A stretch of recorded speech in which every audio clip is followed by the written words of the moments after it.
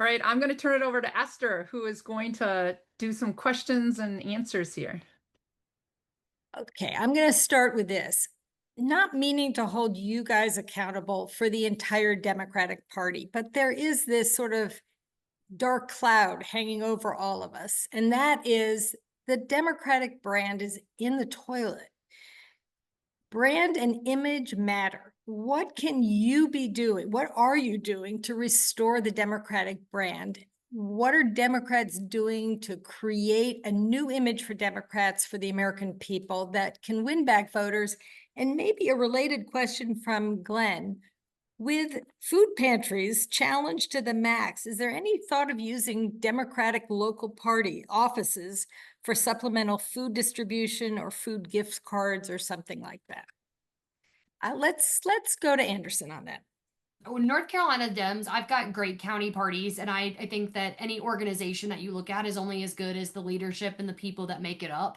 And I think that right now we've got county parties that are already taking on that challenge and know that November 1st, when it gets here on Saturday, is going to be a day that a lot of people wake up and don't know where to turn or what to do next. And so, really, resource sharing has been one of the biggest ways that I think our county parties have been the most effective, because our governor, Josh Stein, just announced today an agreement with a couple different family foundations in North Carolina to make sure that we were fully funding food banks throughout the state. And so we've got food banks called Feed Carolina that both cover North Carolina and South Carolina, where you can go and actually type in your address and find the nearest food bank near you that they service. And so making sure that people know about those resources. The hardest places that are going to be hit by this, in my opinion, are in rural counties where those resources are not as publicly known and available, right? It's the churches, the locally known groups that are doing something that don't have websites, they're not on the internet, you don't have good broadband access. And so I think that we've really got to be thinking about how do we stock up local food banks that may not be on the statewide targeted list. And so my county parties are trying to fill that gap while my official side does what it needs to do to, I think, to cover the greatest gap that we're going to have, because a lot of that money can be given on the C3 and C4 side that are actually going to be more effective strategies than I think the party trying to come in and cover some of those gaps. What North Carolina Dems, I think, are going to be able to do is November the 22nd, we're doing a community meal in Cumberland County, which is one of the areas that's got my strongest military base in North Carolina, targeting folks that are going to be affected before Thanksgiving, because the government shutdown is supposed to last throughout December the 1st, unfortunately, thanks to Republicans. And so we know that right now we've got to be proactive, I think, in making sure that we're showing up and trying to do the best that we can to serve communities and help people where they are. But logistically, that's sort of how the North Carolina Dems are looking at the crisis that we find ourselves in right now. And I'm not sure that I answered the other part of that question fully, but Curtis, you take it away. It's okay. So, Curtis, I'll ask you, what about the Democratic brand? How can we create a new image for Democrats that can win over voters? First of all, I'll say that Democrats we win elections by bringing people together, and we come together with a bunch of different disparate groups. It's not as easy as Republicans. By the way, that's a good thing. I would rather not be everyone who follows one path, and I think it's a good thing that we actually bring people together. But because of that, we do have a tendency to doom scroll a lot. We have arguments. I mean, I will tell you that I'm tired of the argument of like whether we call them oligarchs or kings. We should just call them assholes and move on, and get back to the fight. Now, all that being said, for a second, I do think Democrats have a problem in that people see us as weak, that we don't fight for what we believe in. And we've got to get back to a kitchen table agenda that actually talks about the real pain that's actually happening in this country. This generation is Anderson's generation, not mine, is the slowest generation in American history to buy a house, to buy a car, to start a family. And it is not cultural. It is because it has become harder to do that in today's economy. In 1960, the average CEO made 50 times what their employee makes, and now it's 360 times. And we have got to get back to being the people that actually fight for those things. That's who we are. We are a working people's party. Now, that does not mean that we forget and walk away from the other things that we believe in. And I think that's really important to say. I have a non-binary kid, and I won't be the head of a party or part of a party that throws those people under the bus. But that is not that is not that the ad that I found most insidious in the campaign, but also unfortunately brilliant, was the they them not you ad. But it wasn't the they them part that people responded to. It was the not you. People feel like the Democratic Party wasn't fighting for them. And so when we're in power, we have to actually do those things. But I will also say that in Michigan, when we were in power, we passed the largest tax cut for working families in Michigan history, about 30,000 kids out of poverty, the largest investment in affordable housing. None of us ran on that. We did not run on the things that we actually did for people. And we've got to get back to doing that. People need to feel in their soul that the Democratic Party is out there fighting for them. And whether it's happening in SNAP right now, I will tell you this: I think it's important that we're fighting for people's health care cost right now. I think that people are actually seeing Democrats willing to actually put themselves on the line and to fight back. And I think that if we want to win elections, that's what we have to do. There's a line in the movie American President that if you don't give people water, they'll drink sand. Trump is sand. He is bullshit and blame. But we've got to give people water. And that's where I think we win elections moving forward. And that's certainly how we win elections in places like Michigan. Great. So a follow-up question to that is, what are you hearing from folks in your state about Trump? He's been in office for 9 months. Do you see his support slipping at all? What do you hear? And I guess the other question for you all is, what's being done in your state to hold Republicans accountable for all the damage they've done already?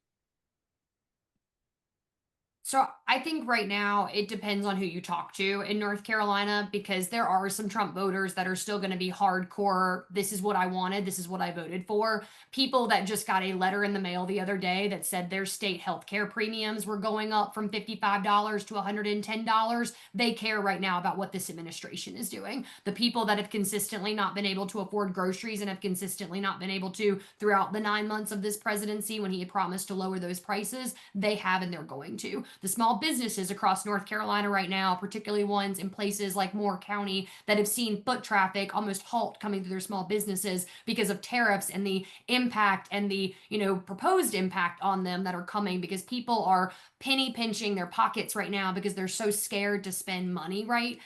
That's impacting every bit of an economy, and it's making it uncertain. The other thing that North Carolina is known for is that we have the Research Triangle Park. I was on a plane last night coming back from New York on a 8 to 9 or 8 to 10 or something like that. And we got stuck on a tarmac, and the man sitting beside me was a CEO in biotech in North Carolina, and he went on and on after he found out who I was about the fact that Trump right now is destroying the biotech economy in the state, and the Research Triangle, what it's doing for the university system, or what it's doing to the university system, and because of that. And so North Carolina is going to feel this administration, and what I keep trying to tell folks is that mad in 2025 is not mad in 2026, but people are going to be madder in 2026 after they see and they feel the impacts of these healthcare costs going up and what this administration is doing. Democrats are throwing Republicans a lifeline right now in Congress. They are saying, we don't want you, and we don't think you want to make people's healthcare premiums go up by $4,000 to $5,000 next year, depending on if you're a family the age of 65 or above, and you maybe have an income of $85,000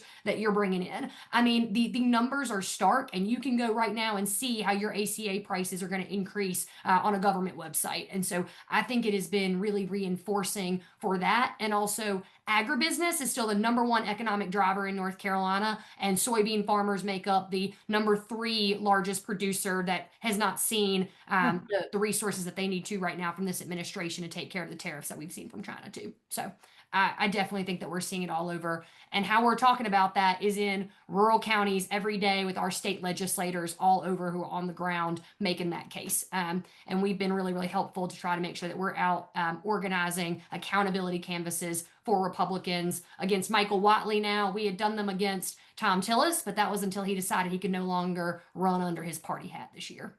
Yeah. And Curtis, what are you seeing in Michigan? What are you hearing? Well, Michigan, we grow things and we make things. I mean, that's really who we are. I mean, we put the world on wheels, and we also feed the world. And what I can tell you is that that people, we have had already plant closures, new plants that were supposed to be open shut down here in Michigan. Our soybean farmers can't find anyone to buy them, and we grow a lot of soybeans in Michigan because China won't take them at this point. And I listen, we're never going to get all these people back. There are some people that will believe the QAnon and bullshit forever. But I will say that I am seeing many, many people who show up at our town halls, who show up at our events, that show up when we were having conversations on the doors, and they say, "This is not what I voted for." They voted to have their prices go down. They voted because they felt like their way of life was being lost. There are lots of reasons people did it, but they're not seeing any of that change. And I am absolutely seeing that frustration around. We've done a town hall in every Republican district in the state, even the ones that are deep red. And we provided people, and we had 400 people in deep red Allegan County. It's probably one of the reddest counties we had in a middle school gymnasium. And it's not just people that are we're Democrats. There are people that voted for Republicans that are there and that are angry and are trying to find a path back. And the one thing I will say that the one thing the Democratic Party needs right now more than anything else is grace. We're not going to actually win these elections without letting people back into the fold that voted for somebody that we disagreed with. We got to give them the space. You know, I don't. My son goes to Wayne State University. His roommate asked him if we drink blood. Like because I'm a Democrat. I don't blame that kid. He's been poisoned. We don't punish the members of a cult, right? We actually work to get people out of it. And that's the work that we do. And so um uh I always tell people Dr. King didn't march in northern liberal cities, you know. He went down to places where there were racists and tried to change people's hearts and minds. That's what politics is. And why our field programs are so important is that we're actually going out and having those conversations. Because if the assumption is that no one can change that, what the hell is the point of a political party? Our job is not to be right. Our job is to win. Our job is to convince people that we're right. Those are two different things. And I think too often Democrats have forgotten that too. We got to actually go out and make the case every single day. And so I'm seeing that work here in Michigan. I think Donald Trump's making it easier. I mean, tearing down the East Wing, sending $40 billion to Argentina while you're not bailing out soybean farmers probably makes the case pretty easy. But we got to figure out how to make that case even in the tough times. Thank you. You know, Anderson, you've already spoken to the election suppression going on in your state with the legislature switching election oversight from the governor to the auditor, who happens to be the only remaining statewide Republican the only Republican left in a statewide office. But we're also concerned about all kinds of other election suppression that we see on the horizon or that's already happening. The Department of Justice is sending federal monitors to voting locations where they perceive problems. And there's so many other ways that we expect the federal government to try to make it difficult for our voters to vote in 2026. What are your plans for dealing with federal interference with registration, voting, and the administration of elections, if you see that happening in your state?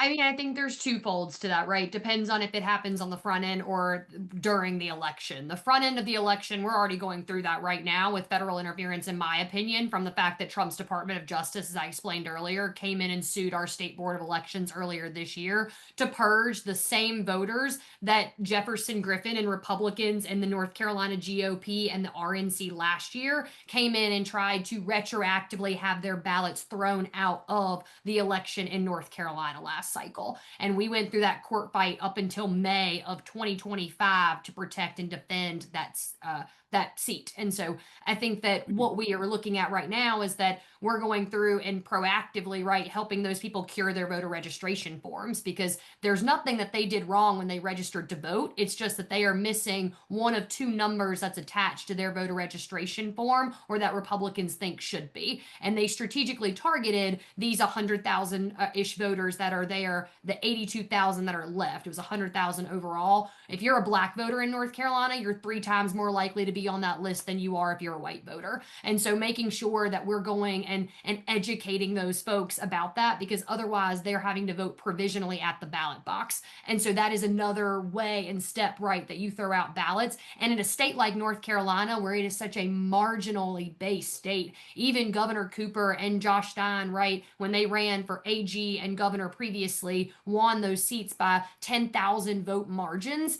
Every single vote that we count and cast matters, but we cannot count votes that are not cast. And so we need to make sure that people feel good about going to the ballot box. And so the other side of that to me is, during elections. And I think that I'm going to take notices from my neighbors to the Northeast and the Northwest who are right now using joy to fight off federal interference in their cities, who are using inflatable outfits to go out and make fun of federal agents that are in their cities right now, who are trying to make sure that they use people power and the presence of folks, because 1 against 100 to me looks a lot different than 1 against 1. And I think that we've got to show up in masses to be able to vote in 2026 and 2028, to make sure that folks know, that our government knows, that we're here to hold them just as accountable as they are to threaten us right now, to fear us to not be able to have that access to a ballot box. Right.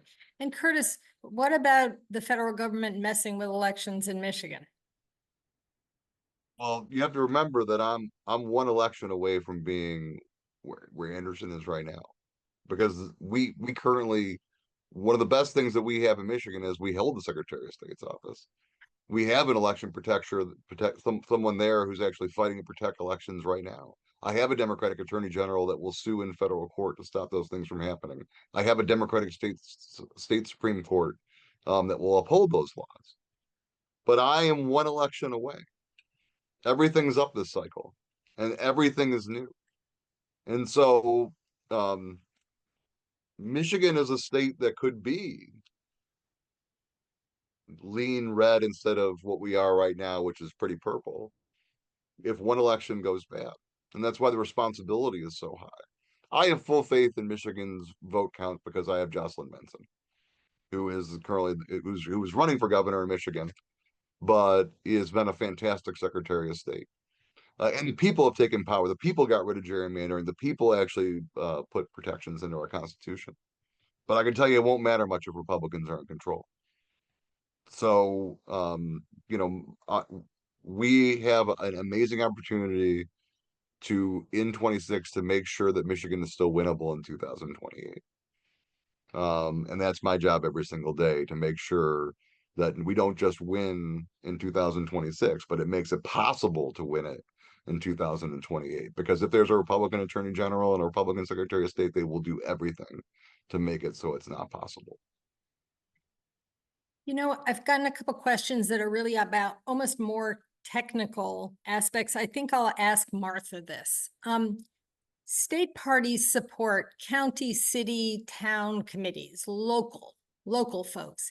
And they also need to support statewide efforts like the governor and state Supreme Court race and federal candidates like senators. Is there tension between supporting the local elections and the statewide and federal elections? And how do you manage that tension? What takes priority? What's the strategy for coordinating the local and the statewide elections? So first, hard stop. I have never met a chair that doesn't want to help all those people. Like every person I ever talk to, they're like, I want to do all this, but they'll look at me and say, I have 3 people on staff. Like, what should I do? I have 3 people on staff. When I became chair in Wisconsin, we had 7 people. We did not help local elections very much. We relied on the caucuses to help the legislative. We were pretty much a tool for the top of the ticket for statewide operations. And what both Anderson and Curtis are talking about here is they're talking about building infrastructure to empower grassroots organizations, to empower county parties, to be able to train them to help local elections, to win school board and flip, county boards. And then, the caucuses, we worked with them, the legislative caucuses, but then we could help I called them within reach and in it for the long haul. They weren't the tier 2 and the tier 3, not going to win this time, but they were in it to help us build power. We could help them run good campaigns. But all of this requires money. Somebody asked, how much money do you need to raise? If you're raising $2.5 million for the year, it's $7,000 every single day of the year, 365 days of the year. So it is a lot of money. And if you have the team that, like, I was able to hire a candidate services team so we could tell our legislative candidates, we'll help you get a website up, we'll help you design one piece of lit. Otherwise, people have to go to consultants. So is there tension? Yes, there's lots of tension. If I'm giving too much effort to a candidate, to other people, our top of ticket would be mad at me saying, hey, you're supposed to be doing this. It's not that they don't care about the whole ticket, but a candidate's job is to win, and they're going to worry about themselves. And what I'm so excited about Force Multiplier and all of you being here, help us build the infrastructure so we can help candidates all the way down the ticket in every election. That's what we need to do, is we need to build a team that can do all of that and make us all proud, because it's not these people. Our turnover on average is every 18 months. We lose executive directors because they're so burnt out from having to do so many things and just everybody being mad at them, and they're trying so hard with the limited resources they have. I think that's the perfect segue to wrapping this up. What I want to say is this: if you like what you heard tonight, you can still help. We are aiming to raise a total of $100,000 for Anderson and Curtis, so they're each able to hire the staff person they need, $50,000 per. They need those funds now. We have succeeded so far in raising a bit over half of that. And here's how you can help us raise the rest. Who do you know that could be interested but didn't hear this tonight? Can you think of one or two people right now who could match what you gave? Be an advocate. Reach out and ask them to give. And if they need to hear it, we're going to post a recording of this event on our website in the next few days, and we'll include a link to the recording in the thank you that we send you. So be an advocate. See what you can do to help match the funds that you raised. It would make such an enormous difference. Thank you.